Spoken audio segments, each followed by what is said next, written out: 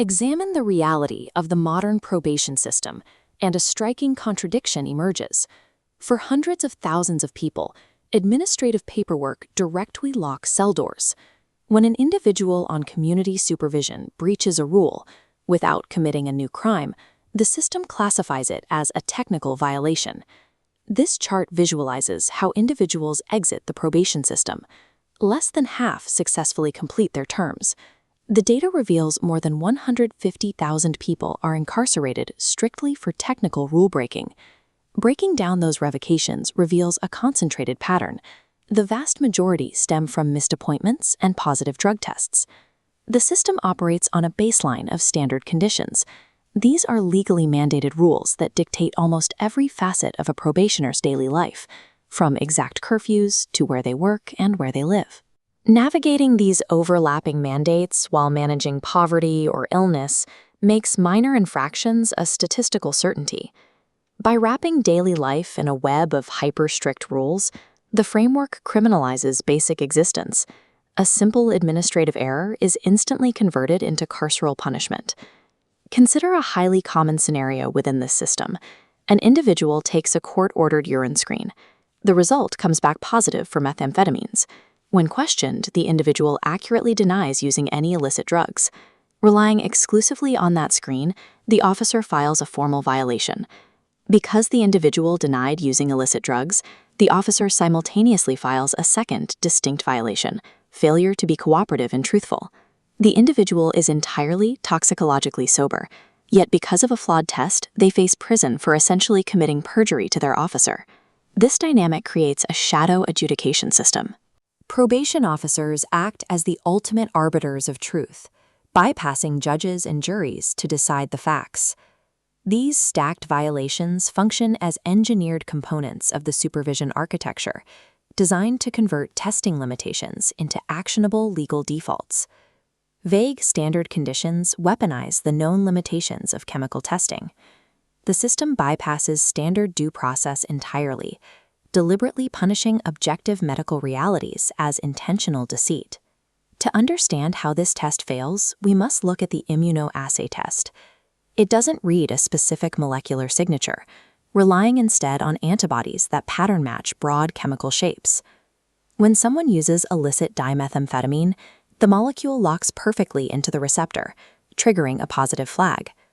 The vulnerability lies in a biochemical concept called cross-reactivity.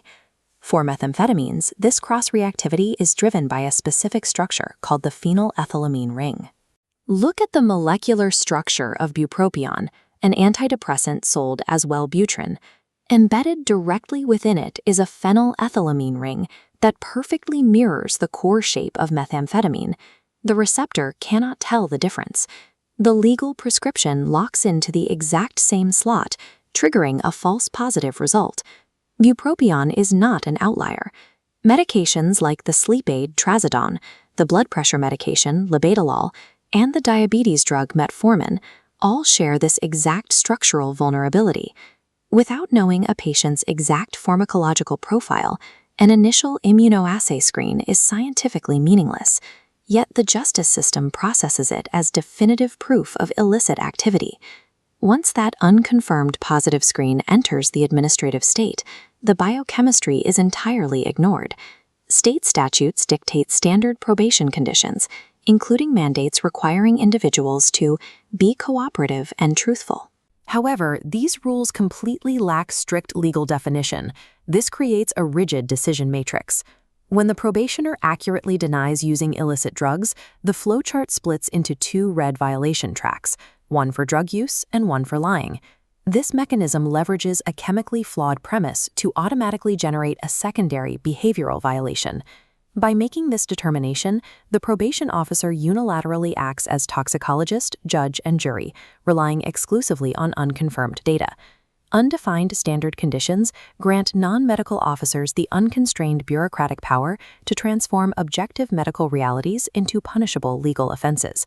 To understand why courts routinely enforce these stacked violations, we have to look at the constitutional framework governing community supervision.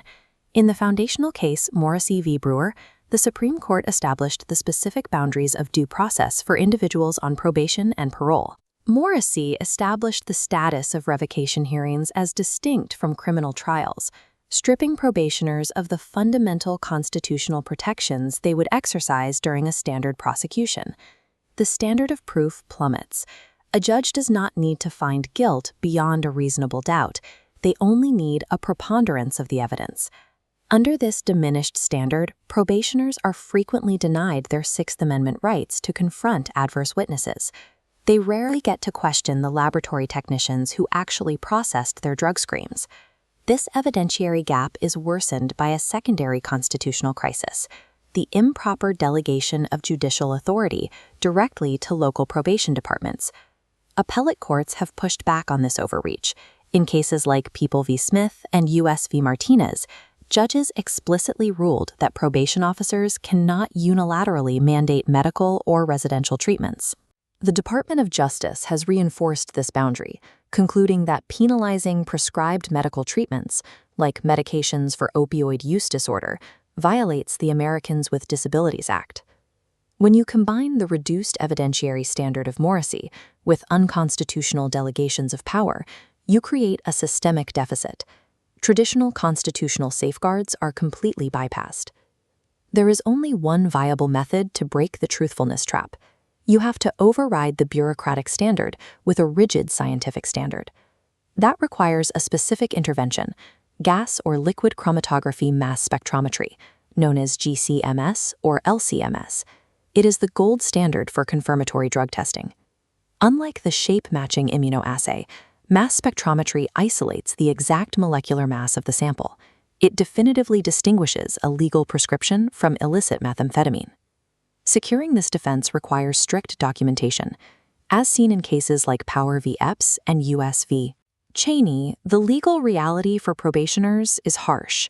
Courts consistently rule that a defendant's generalized statement that a medication caused a false positive is legally insufficient to defeat the government's initial lab results. Defense counsel must execute a specific tactical mandate.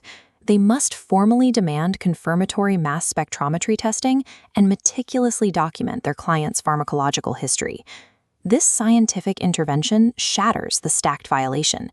It provides the exact data required to prove the probationer was both toxicologically sober and behaviorally honest. Dismantling the shadow adjudication system is possible, but it requires defense teams to aggressively force the subjective legal standard of proof to answer to the objective, unassailable scientific standard of proof.